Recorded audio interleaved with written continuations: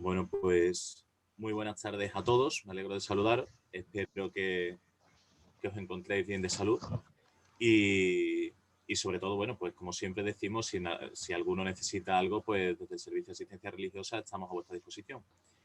Soy Pablo Guija, por si alguno no me conoce, soy el director del SARUS, del Servicio de Asistencia Religiosa de la Universidad de Sevilla, el delegado de la Pastoral Universitaria de la Archidiócesis. Y estamos en este ciclo de conferencias llamado el Foro Humanismo y Ciencia, que ya bueno, pues llevamos muchos años organizándolo.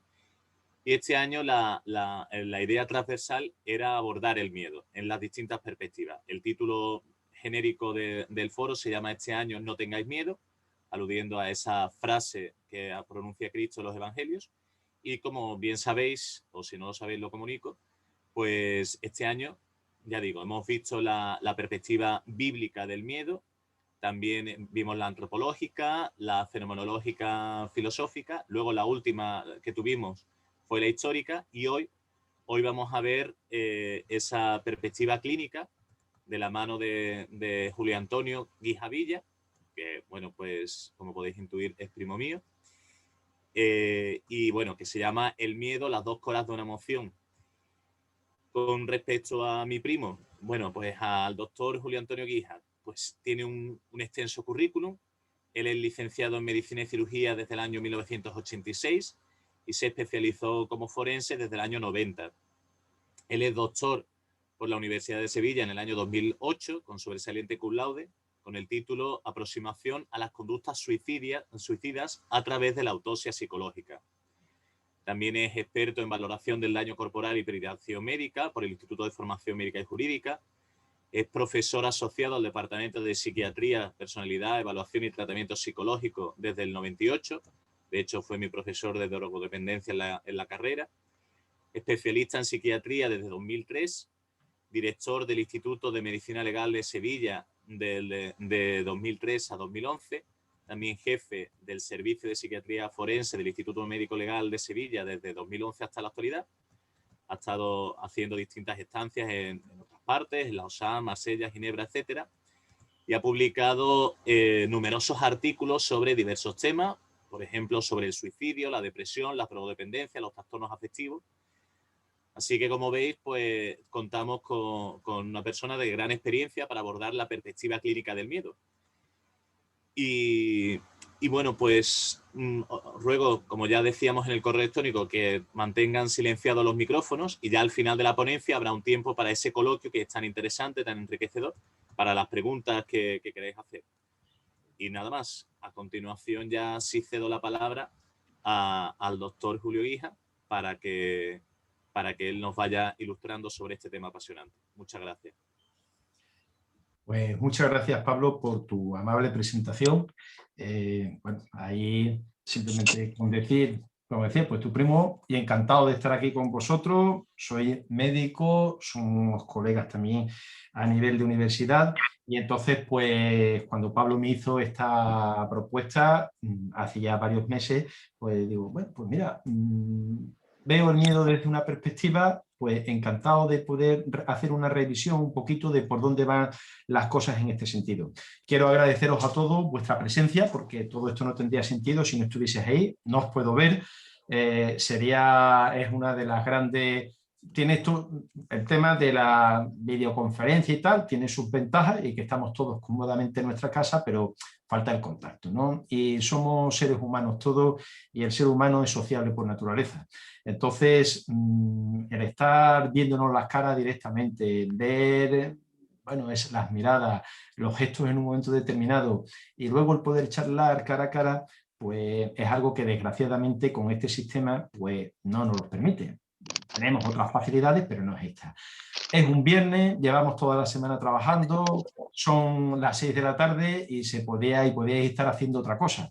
Y sin embargo estáis ahí, bueno, pues denota ciertamente un interés que os agradezco el que estéis y sobre todo si luego, pues cuando estemos charlando en el coloquio, pues podemos pues tener algunas ideas que podamos compartir, que es siempre lo enriquecedor y lo interesante.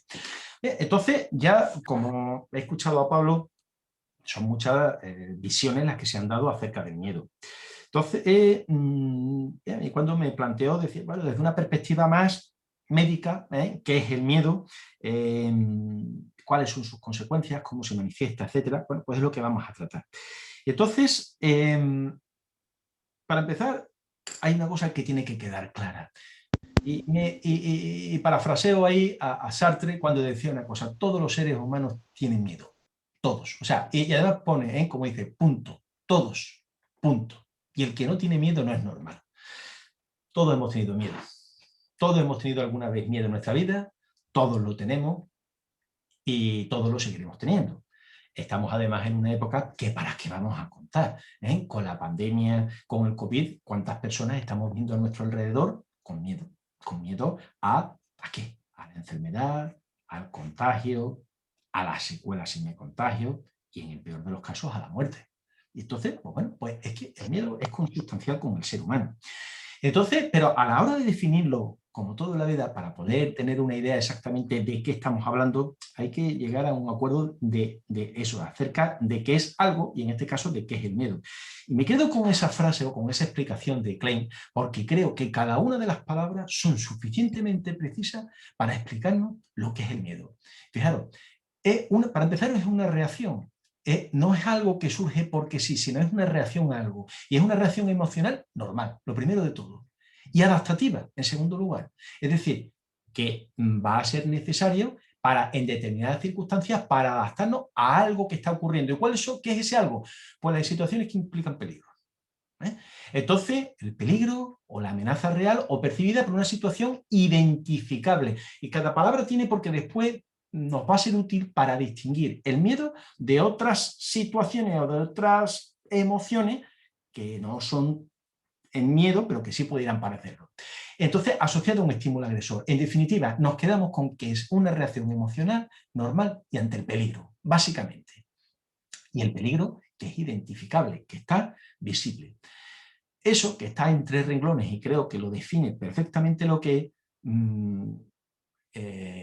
Christophe André tiene un libro magnífico escrito que es la psicología del miedo, que sí se lo recomiendo si alguien está interesado acerca de este tema, y lo resume simplemente con esa frase que tenéis ahí: es la conciencia de un peligro. Es decir, el peligro cuando la persona ya ha tomado conocimiento de lo que está ocurriendo, aparece el miedo. En ese momento es una reacción al miedo. Entonces, claro, en primer lugar tenemos que considerar que no es algo que surja como consecuencia de la enfermedad, sino que es algo evolutivo, que desde que somos niños, todos los seres humanos tenemos miedo. Y en los niños, los miedos, como luego vamos a ver, aparecen. Los miedos van a ser cada uno característicos de una edad y luego van a ir desapareciendo. Y son normales, pero nos van a enseñar a una cosa. ¿A qué? A ser precavidos, a tener precaución en nuestra vida. Eso es lo que nos va a permitir precisamente el que no estemos continuamente accidentados. Nosotros pues tenemos miedo porque nos enseñan desde pequeños nuestros padres a la hora de cruzar una calle. Niño, mira a la derecha, mira a la izquierda, que no venga nadie, cruza y tal, porque te pueden atropellar. Oye, vas teniendo ese miedo, pero te va sirviendo convertir el miedo ¿en qué? En precaución, que es lo que se va traduciendo conforme van pasando los años. Y aprendemos a ser precavidos. Y precavidos, y desde chico, pues como aprendemos, que no te metas en una calle que esté a oscuras sin saber quién tal, que no vayas a coger y a correr con el coche, que no te vayas a pimplar de beber copas y después vengas y no sabes ni por dónde estás. En fin, nos van enseñando en tal a meter lo que es miedo y la precaución. Y la vida, al fin y al cabo, tiene sus normas, tiene sus límites, que son los diferentes códigos. El Código Penal, por ejemplo, que lo que nos enseña es que, oiga, que si usted se salta este límite, que sepa usted que tiene unas consecuencias, y nos mete entonces y tenemos ese miedo de que, ¿cuáles son las consecuencias? Pues las penas de prisión, cuando es el Código Penal, que tendremos que responder ante ello. Y entonces nos enseña a ser precavidos a la hora de tomar conductas. Y esa precaución nosotros la tomamos también porque existen, porque nos surgen nuestros miedos de las consecuencias que puede tener un hecho. Y sin ir más lejos también como puede ocurrir en nuestro devenir profesional. Nosotros, todo el mundo, en su actuación profesional tenemos una responsabilidad profesional y que nos la marcan muy claro y tomamos la precaución, no vaya a ser que me salte un límite, que haya algo mal y cuáles pueden ser las consecuencias a mi imagen personal, cuáles pueden ser las consecuencias a mi imagen a nivel de familia, etcétera. Y todas las profesiones lo tienen y es bueno que las tengan y que sepamos que tienen unas consecuencias, porque si no, esto sería un poco la ley de la selva. Entonces, el hecho de que tengamos miedo a las consecuencias nos hace ser precavidos. Y hay de aquellas profesiones que no tengan esa responsabilidad. Yo creo que todos tenemos responsabilidad por nuestros quehaceres, pero si no tenemos esa responsabilidad, queda exclusivamente a la ética y a la moral del ser humano. Y lo que ocurre es que cada uno tiene la suya. Entonces, las normas tienen que estar, porque si no, las profesiones donde no tuviesen una responsabilidad, pues queda algo de decisiones que no sabemos que pudieran ocurrir. Bueno, el caso es que el miedo tiene que quedar claro que es una alarma bien calibrada que tenemos todos los humanos y que está bien calibrada en dos aspectos básicos, en lo que es su activación y en lo que es su regulación.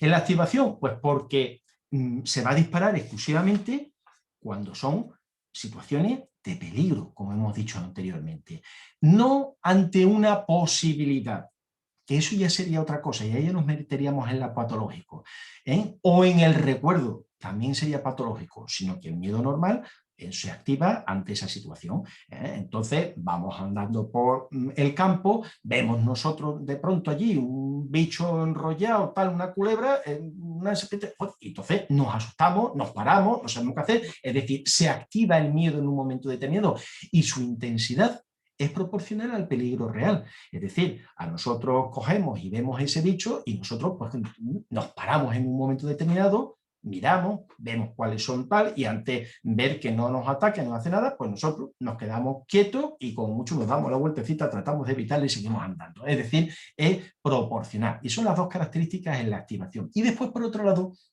en lo que es la regulación, porque una vez que ha aparecido el miedo, cuando desaparece ese peligro, desaparece también el miedo.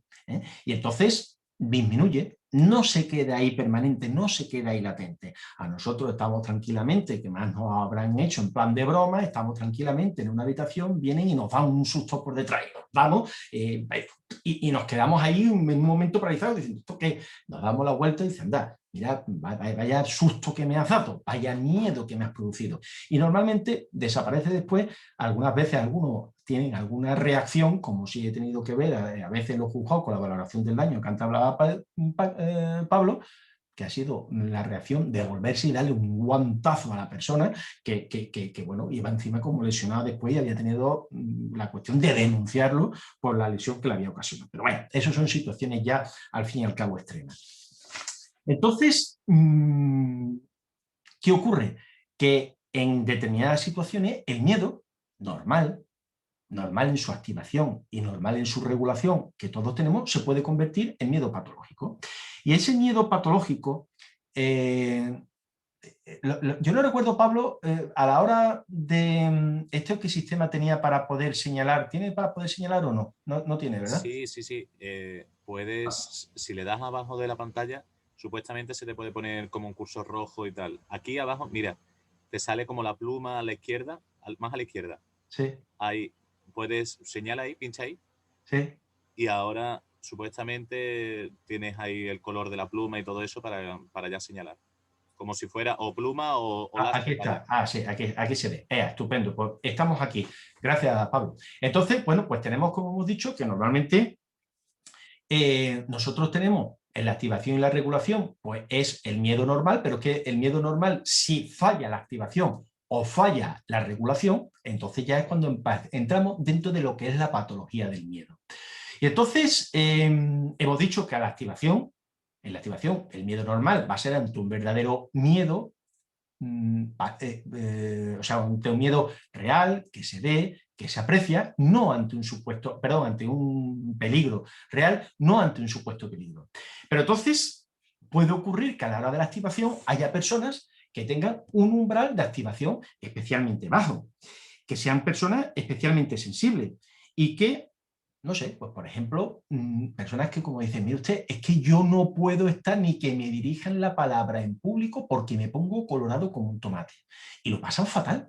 ¿Y entonces por qué? Pues porque tiene un umbral muy bajo de peligrosidad. Fíjense lo que estamos hablando, fíjense lo que estamos hablando, hablar. Y ya es lo suficiente para que empiece con mi erutofobia, empiece a ponerme colorado y lo pase fatal, no me salen las palabras y trato de evitar la situación. O a la hora de la activación, pues por falsas alarmas. Yo recuerdo cuando existía el servicio militar, ya esas situaciones como ni el servicio militar, ni las garitas cuando había que hacer guardias en el servicio militar.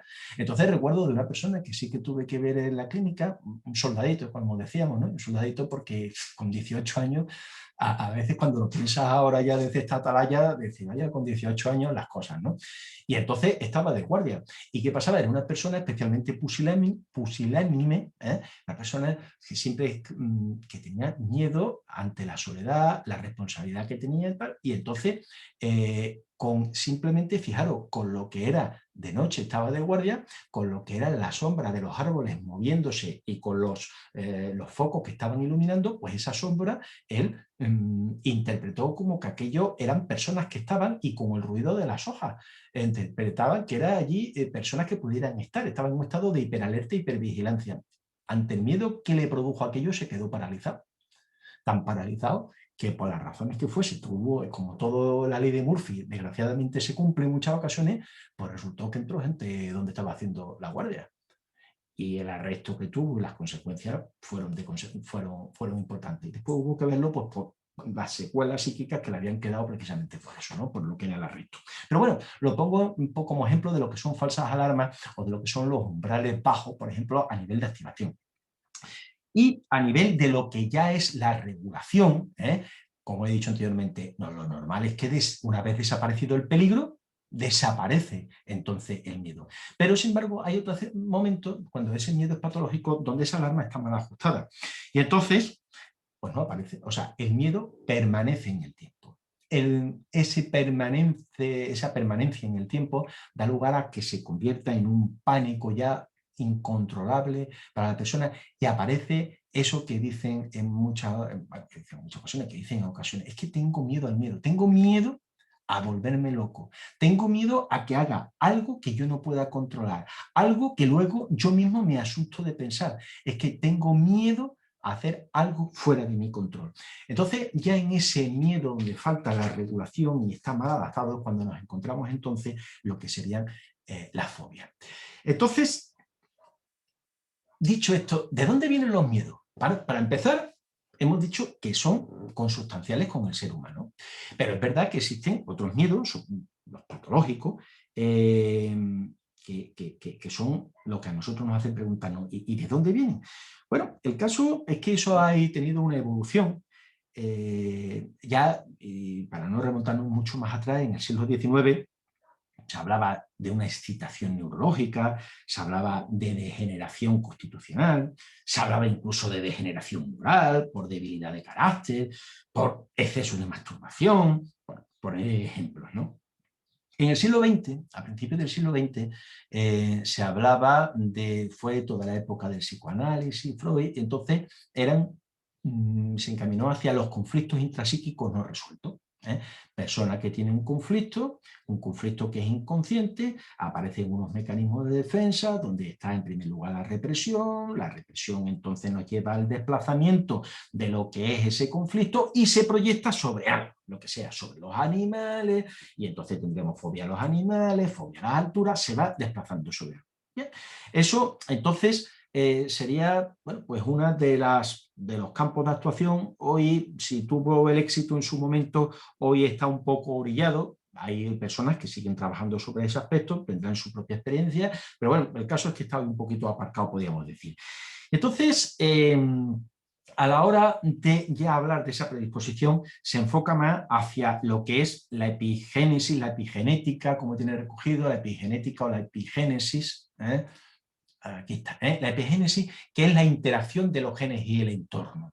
¿Por qué? Porque en primer lugar, los miedos, hay que tener claro una cosa, los miedos no se heredan, no hay a fecha de hoy ningún gen que se pueda determinar con claridad que diga, mire usted, este gen, aquí es donde radica el miedo. Y cuando aparezca este gen, la persona va a ser va a ser una persona miedosa de libro. Pues no, eso hoy por hoy no existe esa herencia en ese sentido.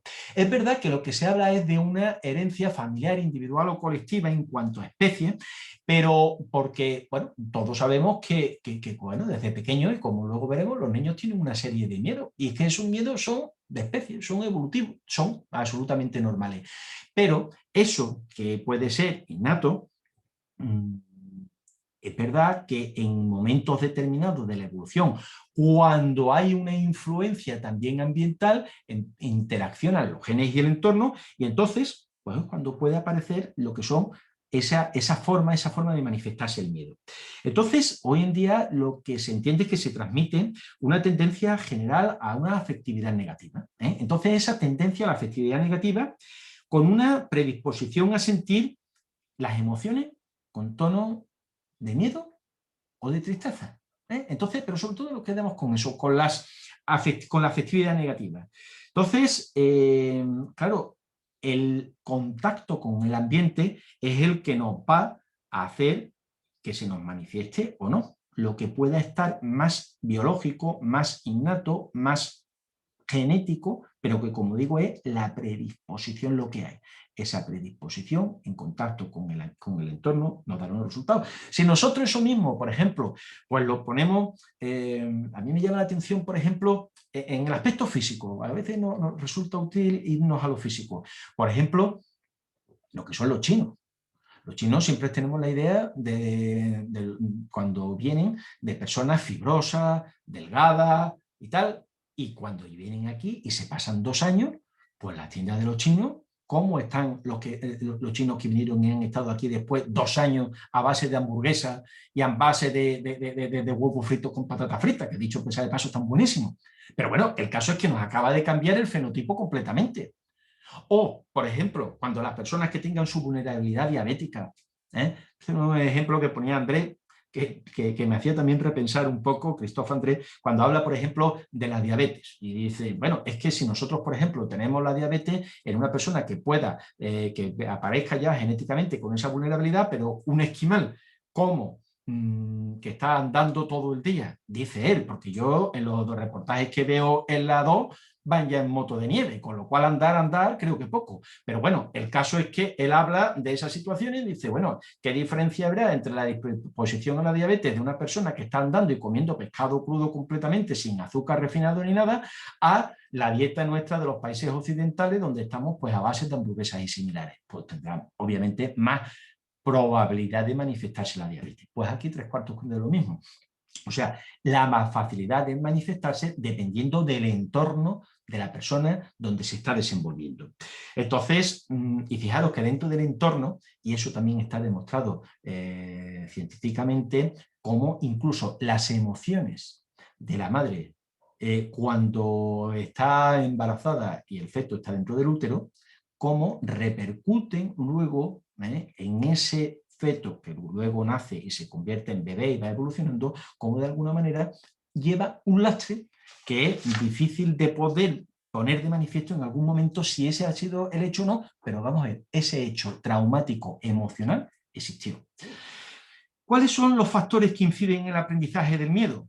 Pues básicamente esos 4. Yo este primero me lo encuentro con cierta frecuencia en los acontecimientos traumáticos. Ese acontecimiento traumático que además la persona, como lo dice, mira, es que yo desde aquel momento ya no soy el mismo. A mí me cambió la vida.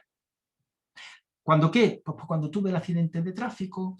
A mí me cambió la vida pues cuando tuve el dolor que me produjo el dentista en un momento determinado, pero que no sea porque por culpa del dentista, sino porque sabéis que cada uno tenemos nuestra sensibilidad dental diferente. A partir de aquel perro que me mordió, yo ya he tenido que evitar, y es un miedo tremendo el que me produce. Bueno, el caso es que esos acontecimientos traumáticos intensos en un momento determinado pueden ser generadores de ese miedo que luego nos va que se va a permanecer en el tiempo, y además un miedo que a veces no es ni consciente como este ejemplo que he dicho. Había un psiquiatra suizo, Claperet, que hizo que tenía una paciente, o sea, él quería demostrar cómo sin funcionar la cabeza, o sea, sin funcionar la corteza frontal, que ahora luego hablaremos, cómo la persona podía recordar el miedo. Y entonces tenía una paciente que tenía una lesión cerebral, y como consecuencia de la lesión cerebral la memoria de fijación la había perdido.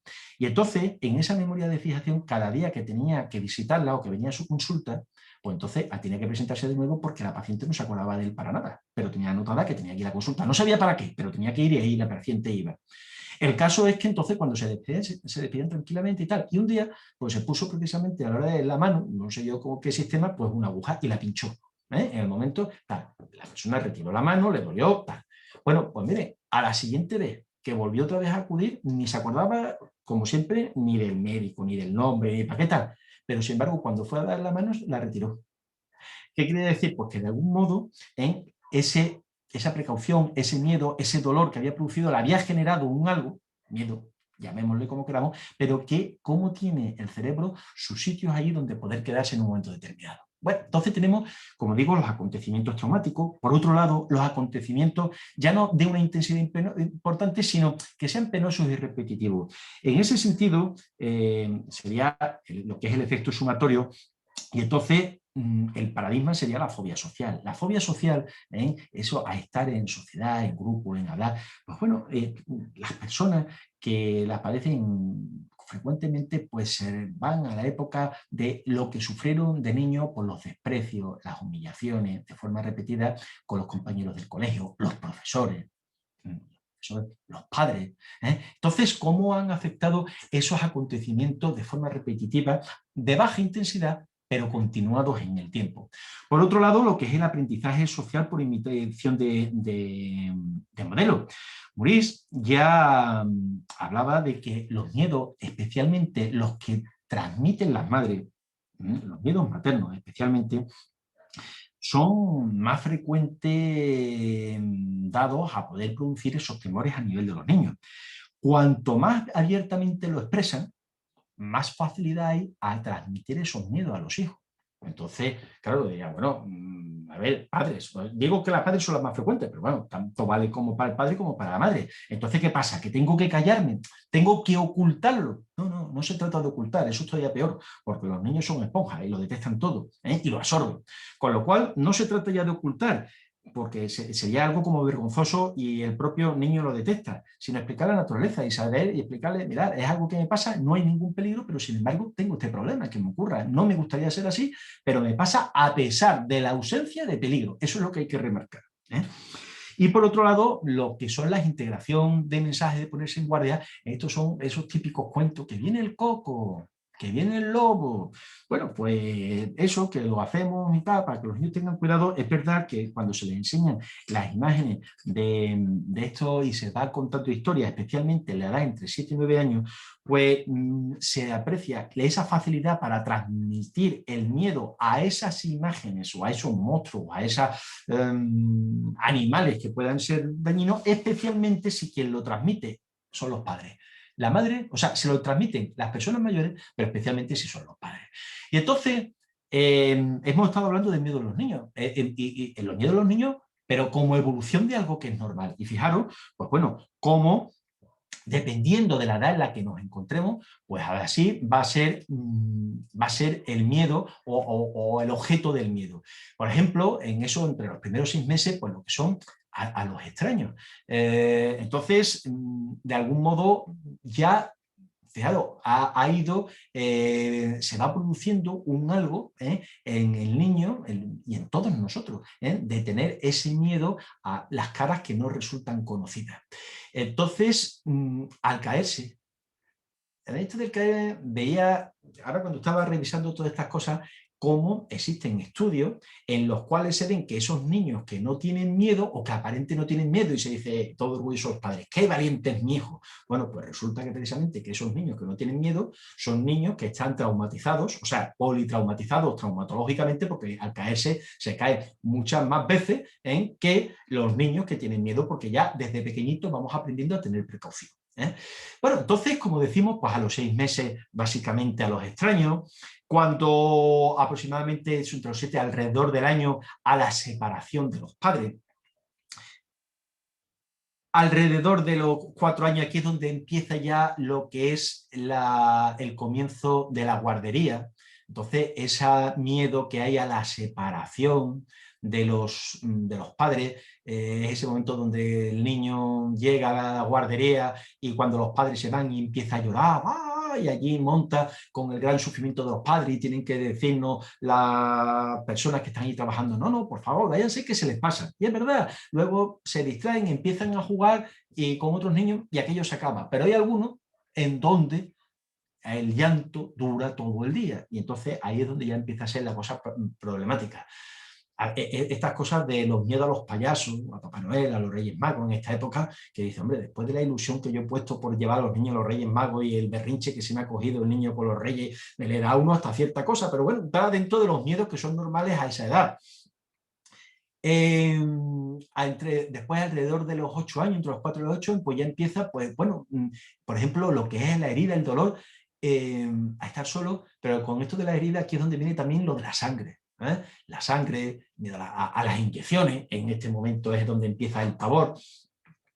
Y ya a partir, cuando ya son mayores, ya más cerca de la adolescencia, ya es un miedo social, a los exámenes, porque voy a tener que responder, ya tengo una responsabilidad a la muerte, al fracaso, y ya, por ejemplo, a la muerte no a la muerte de uno mismo, sino empieza a tener ya un sentido lo que es la muerte, especialmente de los seres queridos de los padres, porque a esta edad, hasta los 8 años aproximadamente, el sentido de lo que es la muerte para los niños no está especialmente introyectado.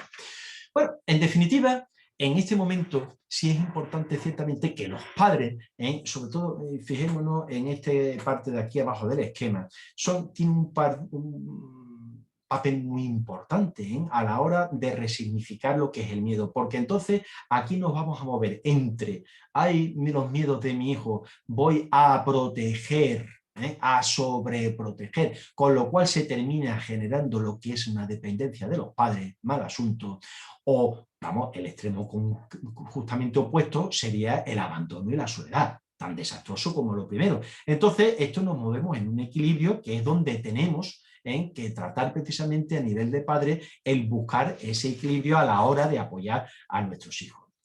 Entonces, en definitiva, la función del miedo es adaptación y supervivencia, protección, está todo interrelacionado y por eso relación con los demás. Por eso cuando decíamos las dos caras del miedo, pues miren ustedes, esta es la primera, protección, adaptación, supervivencia, todo va en el mismo pack, podríamos decir. Y este miedo, pues este miedo tiene un sustrato anatómico. Este miedo tiene un sustrato anatómico a nivel cerebral. Entonces, pues bueno, esto que tienen aquí a ver, es un dibujo, quien sea médico sabe de lo que estamos hablando, para quien no lo sea, pues esto es un corte sagital del cerebro, de tal manera que está cortado por la mitad del hemisferio y entonces nosotros estamos viendo, en este caso, en este dibujo, en esta lámina, este esquema, estamos viendo el hemisferio derecho, la parte interna del hemisferio derecho. Y entonces, pues vemos que hay unos elementos, unas estructuras que son básicas. La amígdala, esto que veis aquí en verde, el hipocampo, que se encuentra aquí, el tálamo y el corte cerebral, ¿vale? Estas son las estructuras básicamente que están implementadas en lo que es la reacción al miedo. Y dentro de esas estructuras, pues, bueno, aquí lo tenéis en otra visión y cuando hablamos de la amígdala, obviamente tenemos dos amígdalas, una en cada hemisferio cerebral con el hipocampo, lo que pasa es que están interconexionadas entre sí, ¿de acuerdo? Entonces, esto a su vez fijaros, no tiene poco sentido aquí hablarlo, no es que tenga poco sentido, es que me gusta lo que es el demostrar lo que es la evolución de nuestro cerebro. Entonces, este es el MacLean, en el 70, ya hablaba de una evolución hasta crear nuestro cerebro actual, que es el cerebro triúnico o triuno, como él le llamaba, ¿no? Entonces, donde dice, mire usted, es que están compuestos de 3 partes en la evolución y que el ser humano hemos llegado a la tercera fase de la evolución. Tenemos la parte más antediluviana, más antigua, que es el cerebro reptiliano, que es este que está aquí, cerebelo, el bulbo raquídeo, básicamente, que su función va a ser básicamente para sobrevivir, respirar, comer, etc. Después tenemos otro que es el sistema límbico. Estoy yo aquí que no lo he puesto. Otro que tenemos que es el sistema límbico, que es este de aquí. Hemos dicho, este que es el instintivo, el reptiliano, el más antiguo. No, perdón, el instintivo no, el para mantener la vida. El instintivo, que es el sistema límbico, que es donde está la amígdala, como hemos dicho, el tálamo, que está el hipocampo, y después tenemos el neocorte. Fijaros que esta parte del sistema límbico, más o menos los estudios lo sitúan en más de 220 millones de años en la evolución del ser humano. Hace 220 es cuando surge, antes de esa época. Y de esos 220 millones de años hacia acá es cuando se va desarrollando el neocórtex, lo que va desarrollando la corteza cerebral. Bien, entonces, ¿cómo va a funcionar el miedo? Pues vamos a ver, el miedo nos va a entrar por los órganos sensoriales, bien sea, va a entrar, no, el miedo no va a entrar, vamos a tener una percepción sensorial, bien sea a través de, normalmente, o de la vista, o del oído, que estaría representado aquí fuera, imaginaros, y entonces, con esa percepción sensorial, nos va a ir directamente a la amígdala, al tálamo. Hay 2 vías, pero vamos a simplificar la cosa. Nos vamos a ir a la amígdala. Y la amígdala va a ser la alarma corporal, va a ser el sobresalto, la tensión, la que va a poner el cuerpo en situación de respuesta ante un posible peligro.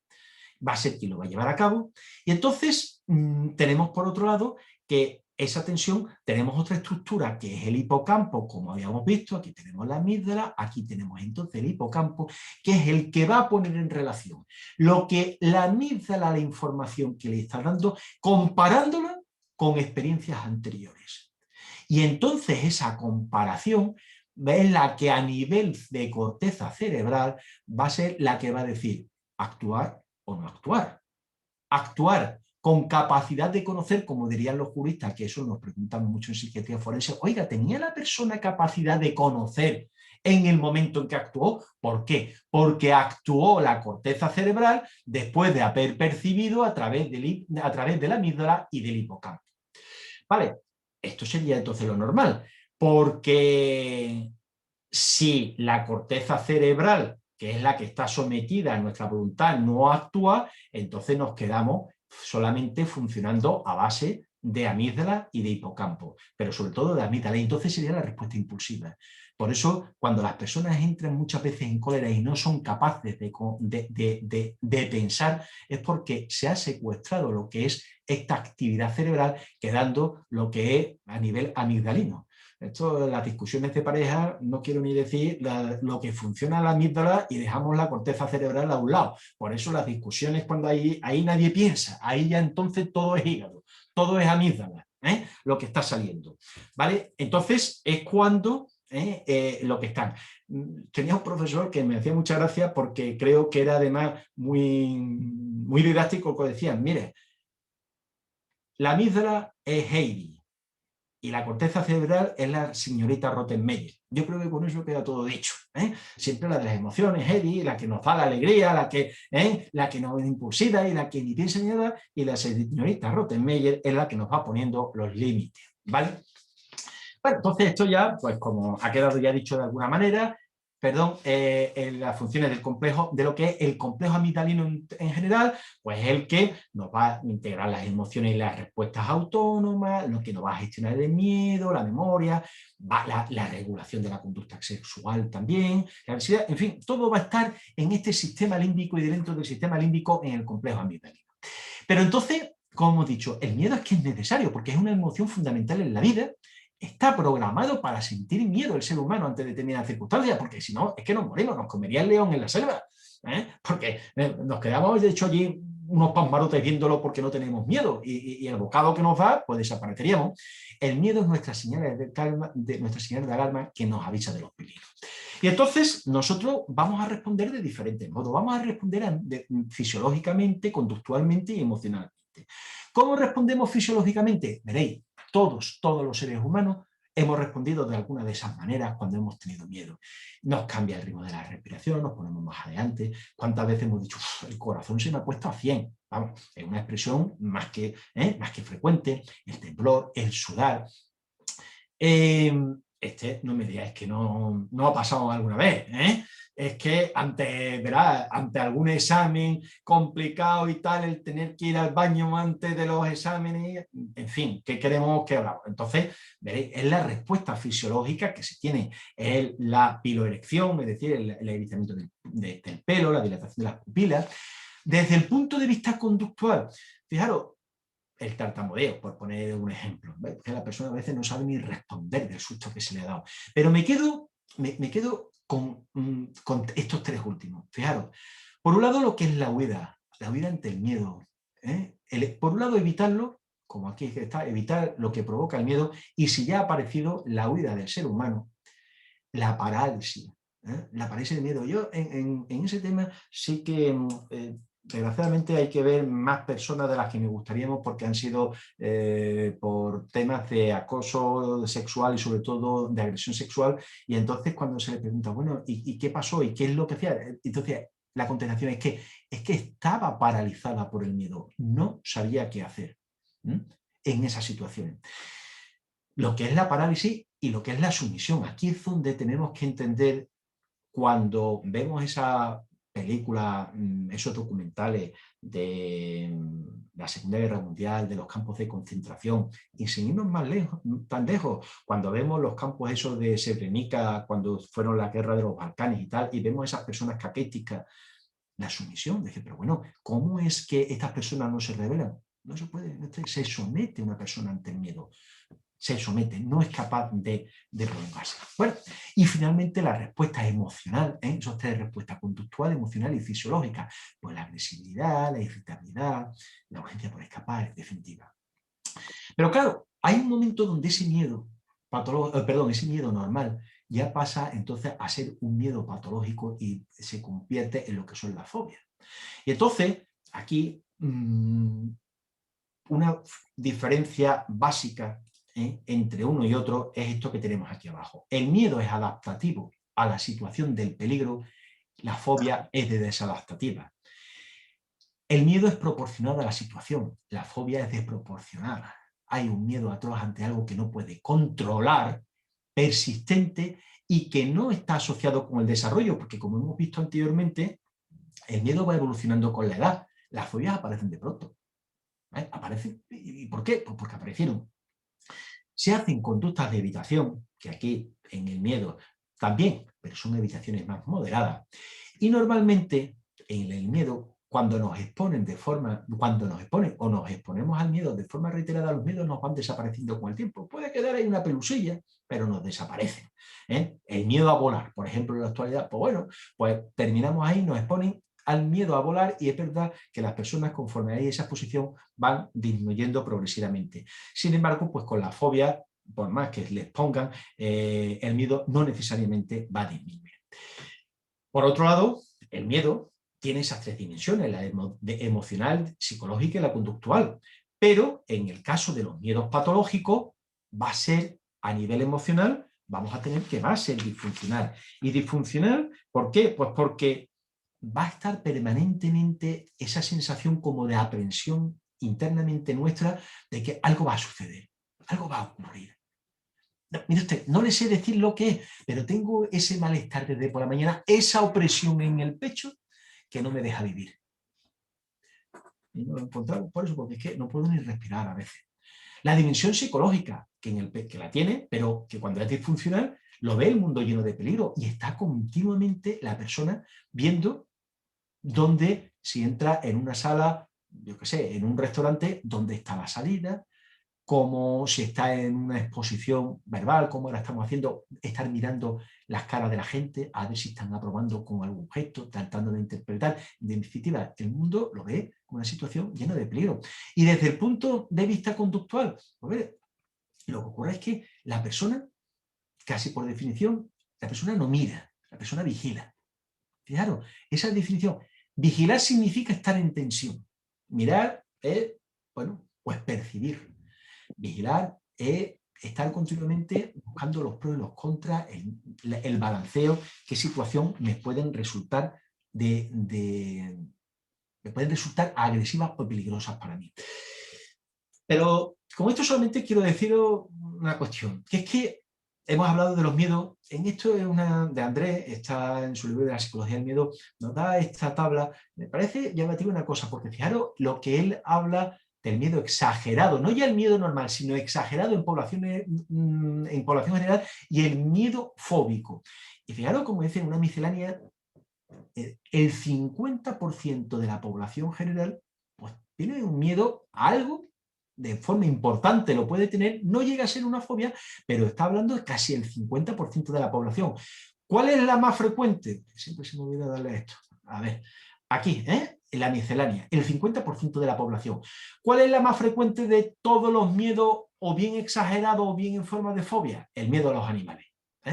Y después del miedo de los animales, fijaros, pues tenemos el miedo a las alturas, miedo a volar. A mí por eso me resulta inconcebible esas imágenes que a veces nos envían por los YouTube y estas cosas, cuando esos puentes en China que hacen que van a salvar un precipicio, y te ves entonces ese que han puesto el suelo de cristal y estás pasando por encima y estás viendo el precipicio entero, el vacío, y te ves y encima la gente riéndose cuando está ese pobre chino o china o turista que esté allí, que en el momento que se ha dado cuenta que tiene el vacío y ha tomado conciencia del peligro, ¿recordáis lo que dije anteriormente? En ese momento tiene la conducta de ¿qué? Del pánico, se para y no hay forma de seguir andando. Y vemos cómo están tirando del turista o de quien sea para sacarlo de mitad del puente, porque no hay manera. Ha tomado conciencia de lo que es el miedo. Entonces ese miedo a las alturas, como digo, es probablemente de los más frecuentes que tenemos. Bueno, esto simplemente pues, para deciros, esto es alguno de los tipos de fobia. La ornitofobia, los pájaros, la claustrofobia, le vamos dando nombre a la nictofobia, por ejemplo, a la oscuridad, como ahí tenéis, diferentes, tipo la ofidiofobia, a la serpiente, la rodentofobia, a los roedores, es decir, que son muchos elementos diferentes los que nos pueden generar la fobia. Pero, y aquí sí me gustaría hacer también una distinción, porque acerca de lo que no es el miedo, que distinguirlo del rechazo. Lo que pasa es que nuestra semántica creo que no ha sido demasiado afortunada a la hora de aplicarle un nombre a situaciones que no son fóbicas. Y eso, el término de aporofobia y el término de xenofobia, tan de moda hoy. La aporofobia, que es el odio o el rechazo al pobre, no al miedo, pero sin embargo lo estamos utilizando como sinónimo. O la xenofobia, que es al fin y al cabo el rechazo al extranjero, al inmigrante. Y no es una fobia a la raza, porque fijaros una cosa, si nosotros estamos hablando de fobia, estamos hablando de una patología. Y entonces, si una situación nos da un miedo atroz y hacemos una actuación delictiva contra la persona que nos genera miedo, por las razones que sea, entonces eso en teoría, y habría que verlo, a nivel penal tendría su posible atenuación de la pena. Pero es que lo que se tiene cuando estamos hablando de aporofobia no es el miedo al pobre, porque si esa persona que tenemos aquí con la misma cara, en vez de parecer el pobre y estar pidiendo, tuviese esa cara, pero resulta que fuese multimillonario, ya verían ustedes, ya veríais cómo no iba a tener rechazo al pobre. Es otra cosa. Entonces, tenemos que tener cuidado a la hora de utilizar los términos. Una cosa, cuando hablan de los delitos de odio, el odio es el odio, el rechazo, el querer lo peor para esa persona, pero no porque se tenga fobia, no porque se tenga miedo. Y por lo tanto, entiendo que estos términos, que son los que están aceptados, dicho sea de paso, pero aporofobia y xenofobia no son ni mucho menos afortunados para lo que en realidad es una fobia. Entonces, fijaros, acabo de hablaros de lo que es de la eximente de responsabilidad penal. El propio Código Penal entiende que el miedo puede llegar a ser tan intenso que fijaros lo que dice en el Código Penal, en el artículo 20, que es donde vienen las eximentes y es donde nosotros trabajamos mucho por el tema de las enfermedades mentales, pero hay un punto, eso es en el 21, el 22, cuando habla de las sustancias tóxicas y tal, pero el 26 dice, fijaros, está exento de responsabilidad criminal el que obre impulsado por un miedo insuperable. Ya el miedo puede llegar a ser de tal intensidad que el propio Código Penal, la propia jurisprudencia, acepta que en un momento determinado, pues bueno, una persona puede cometer un delito impulsado por ese miedo. Mirad, si hoy habéis leído el periódico, viene precisamente, no sé en qué periódico lo he leído, aquí en Sevilla, donde dice, y además utiliza eso, miedo insuperable. Y viene en el titulillo y tal. ¿Por qué? Pues porque una madre apuñala 15 veces a su hijo y no solamente con eso, sino que además le da con un martillo en el cráneo y le fractura el cráneo. Y curiosamente no lo mata, dicho sea de paso. La madre estaba en prisión. Al final aparece el cadáver, pero parece ser que ha aparecido el cadáver del hijo por una sobredosis de droga. No lo sé, ya lo que sea. Pero el caso es que hablan del miedo insuperable, es decir, ya era un miedo que tenía ante las continuas vejaciones, agresiones verbales, físicas, que en estas personas, cuando ya pues, era un consumidor prolongado, pues se termina produciendo. Bueno, entonces, al fin y al cabo, la propia jurisprudencia, el Tribunal Supremo, ahí están las sentencias, si a alguno le interesa, pues dice, pues miren ustedes, sí, pero para que un miedo lo podamos considerar nosotros como que no ha podido sustraerse a él, pues miren ustedes, tiene que ser un estado emocional de acusada intensidad que anule la voluntad de la persona, que el miedo así ha sido producido por estímulos reales, fijaros, no ficticios o que pudieran llegar, que pudieran venir, que el mal causado no sea superior al temido y la insuperioridad del miedo, es decir, que no pueda actuar de otro modo. Son los criterios. Pero simplemente lo que quería decir es que fijaros hasta qué punto el miedo puede llegar a tener repercusiones que a veces no nos olvidamos de ellas. Y a mí sí hay una situación que desde que el servicio de psiquiatría en el que yo trabajo empezó a funcionar en el 2011, empezamos a percibir algo en las personas mayores que nos chocó mucho, que era la dependencia emocional que hacían las personas mayores con unas determinadas características de determinadas personas. Veíamos entonces, bueno, nos teníamos que reconocer porque se habían producido demandas a nivel civil y tal, y entonces el juez nos decía que lo reconociésemos. Y entonces veíamos la dependencia que se había producido, en la cual veíamos que, por un lado, se había producido una ruptura, un enfriamiento de las personas normalmente con las que tiene su entorno afectivo, y algunos de los que estaban, o una nueva persona que aparecía, pues debutaba como si fuese un salvador de no se sabe qué, pero que aparecía. Y entonces, cuando se le pregunta a estas personas, pues no tienen justificación o argumentación, o sea, la tienen escasa acerca de por qué entonces toman sus decisiones. Y entonces, estas personas veíamos que tenían una serie de características, personas, como digo, mayores, personas que tienen una discreta limitación funcional, personas que cognitivamente andaban muy justitas o ya se empezaba a ver un deterioro, personas que normalmente eran mujeres, que eran y que son mujeres, personas que además viven solas, pero viven solas no porque ellas no tengan nadie a su alrededor, no, sino porque su sistema de vida es tan cómoda y así quieren seguir viviendo, aunque tengan un círculo próximo de familia con los cuales los visitan. Entonces, surge lo que es en estas personas, no en todas, o sea, en este grupo concreto de personas que estoy viendo con estas características y que terminaban allí en los juzgados, aparecía lo que era una idea sobrevalorada, que empieza a dominar la vida del paciente y que genera un trastorno en el funcionamiento y un sufrimiento importante de ella y de las personas que le entornan. Y resulta difícil de expresar qué es lo que le está pasando, porque tiene un estado afectivo intenso, pero no saben encuadrar lo que es lo que está ocurriendo. Y entonces, ¿sobre qué se sustenta esa idea sobrevalorada? Bueno, pues tiene que tener una serie de características, pero sobre todo quiero en esta presentación, aquí, esto que estoy aquí, el miedo a la soledad. El miedo a que un día me encuentre, o sea, que me encuentren porque estoy oliendo en mi casa y cuando me encuentran estoy lleno de gusanos. Y esa expresión que estoy diciendo es una y otra vez la que estoy diciendo. Pero oiga, ¿y si usted entonces está viviendo así porque quiere? Porque lo hace, y tampoco saben contestar. Y tampoco saben por qué, pues porque ya tienen un deterioro cognitivo donde no son capaces de integrar emociones con lo cognitivo.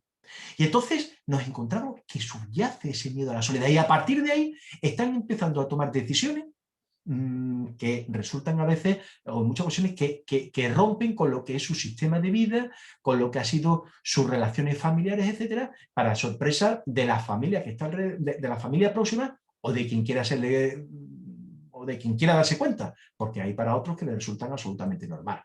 Bueno, el caso, bueno, esto es la génesis, solamente quiero decir dentro de esta génesis, ya porque antes de que Pablo me toque el silbato, pues entonces simplemente aparecer, o sea, señalar esa preocupación importante que la persona aparece en la persona por el miedo y terminar generando dependencia emocional y se termina, pues, bueno, dentro de esa dependencia emocional, ¿qué es lo que ocurre? Pues que se influye indebidamente la persona de quien se ha hecho dependiente tiene una facilidad para influir de forma importante sobre la voluntad de la persona mayor.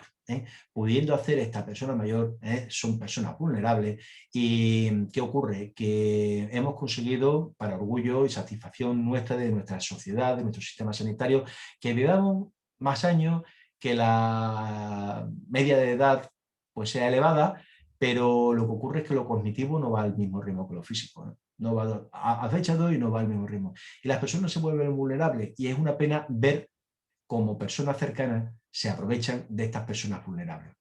Bueno, esto no quiero tampoco más para no darle los vistos. Entonces, ya para ir resumiendo, ¿qué hacer ante un miedo patológico, fobia? Pues, hombre, yo creo que lo primero de todo es buscar una ayuda profesional, alguien que se trabaje específicamente sobre esto. Me da igual que sea el psiquiatra o el psicólogo, pero que sea el psiquiatra o el psicólogo que sepa trabajar sobre estos aspectos. Porque miren ustedes, si me buscan una persona, un psicólogo que sea especialista en recursos humanos, pues hombre, pues la fobia va a ser difícil que las trabaje. Igual que si es un médico, un psiquiatra que va a trabajar sobre los psicóticos y sobre el TMG, el trastorno mental grave, pues hombre, va a ser más difícil, tiene que ser un profesional dedicado a esto. Por otro lado, el no estarnos comparando a los demás. Lo que le fue bien a una persona no necesariamente le va bien a otro. Si a una persona le ha surgido por una razón o entiende que le surgió, no necesariamente a los demás le va a surgir por los demás. Informarnos sobre nuestros miedos, cómo son, el miedo a volar, ¿por qué? ¿Por qué? ¿Pero por qué? Por ejemplo, con el miedo a volar, bueno, pues estar explicando por qué vuela un avión.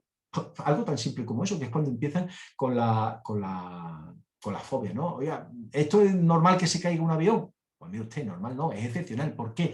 Pues explicarle, por ejemplo, oiga, ¿es normal que una araña, si la veo ahí con las aracnofobias, me ataque? Bueno, mire usted, la araña lo primero que hace es salir corriendo cuando le ve a usted, nada más que de verlo de tamaño. No sé, quiero decir, ir explicando lo que son los miedos y cómo, normalmente, cuál es la realidad.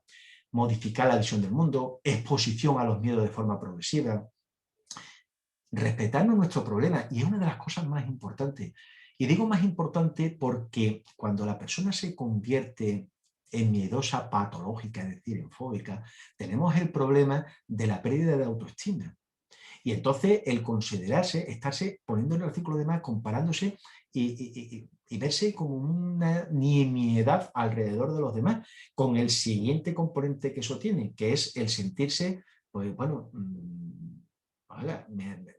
no valgo. ¿Yo para qué valgo? Si no soy capaz de enfrentarme, de ponerme de una araña, no soy capaz de poder ir a los congresos porque no puedo volar. Bueno, ahora ya con este sistema de las videollamadas y tal, pues no había ese problema. ¿Qué hacemos entonces?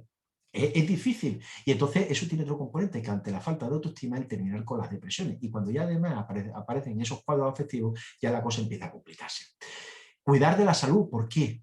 Porque ante esta situación, pues ya el empezar, y ustedes saben que la ansiedad mucha gente le da por comer, se ponen obesos, por beber alcohol, por tomar sustancias tóxicas. Cuidado con esos aspectos. Aprender a relajarse y a meditar, y sobre todo a no desesperarse como tantos aspectos en la vida. Hay que ser contundente, constante, y la constancia al fin y al cabo es trabajando sobre los aspectos que sean, y en este aspecto sobre los miedos es precisamente la base de muchas cosas. ¿Y el tratamiento? Pues bueno, el tratamiento lo que vamos es a tratar, obviamente, de curar lo que son los miedos. Digo curar porque lo que es la curación, tal como la entendemos nosotros en medicina, curar, lo que se curan son las enfermedades infecciosas, que nos dan a todos nuestro antibiótico y ya está, porque no vuelve a aparecer. Nosotros normalmente en psiquiatría hablamos de descompensación o compensación de los síntomas. Bueno, pues fijaros, en esto creo, en la fobia, creo que pueden llegar a curarse, es decir, a no volver a aparecer. Y sobre todo el curar implica una cosa: recobrar la libertad. El ser humano, ya decía Henry, una descripción de la psiquiatría que a mí me gusta mucho, decía: es la ciencia de la medicina que tiene por finalidad que las personas recobren la libertad. Es bonito, porque es que dejen de estar sometidos a la tiranía de su patología mental, que les hace perder la voluntad. Es decir, recobrar la voluntad libremente determinada de cada uno y no estar sometido a la fobia, a los miedos patológicos. ¿Y cómo? Pues bien por psicofarmacología, que normalmente es lo que hacemos los psiquiatras, y o por la psicoterapia. Psicoterapia conductista, cognitiva. Probablemente la conductista, la primera que está científicamente demostrada, la de Mary Jones, en el año 22, 1922, cuando al pequeño Peter pues lo empezó a poner, tenía un miedo atroz. El pequeño Peter tenía creo que 4 o 5 años, y a los conejos. Y entonces, para colmo, vivía en el campo. Y en el campo en el año 22 ustedes comprenderán que los conejos, tenerlo allí en la granja, era porque era además el sustento. Vale, pues entonces, ¿cómo empezó a tratarlo? Bueno, pues lo puso allí en una habitación grande, el conejo lejos, y él que estuviese, los conejos además en una jaula, y él entonces, pues allí, haciendo otras cosas, comiendo, etcétera, y en definitiva, que el conejo lo fue poco a poco, a través de las diferentes sesiones, acercando a donde estaba Peter, para que fuese perdiendo el miedo, que viese también interactuando como otros niños de su edad acariciaban al conejo, lo trataban, en definitiva.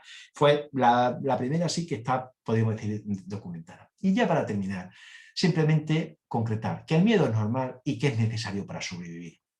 Que en algunas ocasiones tenemos esos miedos patológicos y no hay que estigmatizarlos, todo lo contrario, hay que ayudar. Y dentro de esa ayuda o esa búsqueda de ayuda, con el fin de evitar la limitación de la vida personal, es donde tenemos nosotros que enfocar nuestro tratamiento. Porque luchar contra los miedos es luchar por la libertad personal. Y ya termino con esa frase también de Montesquieu. Empecé con una de Sartre y termino con Montesquieu. La libertad es lo que nos hace disfrutar de los bienes. Cuando nosotros la retomemos y seamos libres frente a nuestros bienes, nosotros podemos de verdad disfrutar de nuestra vida. Pues muchas gracias por vuestra atención y bueno, pues si os parece, cuando diga Pablo, pues el coloquio es de todos. Así que vais vosotros mismos hablando, dando vuestras opiniones, vuestras ideas y encantado. Bueno, pues muchas gracias.